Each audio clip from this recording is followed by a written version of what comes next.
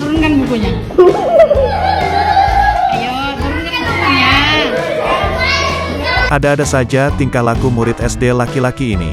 Saat jam belajar di kelas, dia ketahuan oleh gurunya sedang memakai masker. Video ini dibagikan oleh akun Instagram @terangmedia, Jumat, tanggal 18 Maret tahun 2022. Saat dipanggil ke depan dan ditanya alasan memakai masker tersebut karena hanya penasaran saja. Di akhir video murid tersebut juga sempat bercanda dengan bilang, sekali putaran, setengah putaran, sambil bergoyang. Beruntung ibu guru yang merekam kejadian tersebut orangnya sabar dan tidak marah, sehingga murid-murid yang lain ikut tertawa. Karena merasa terhibur dengan kekonyolan murid laki-laki tersebut.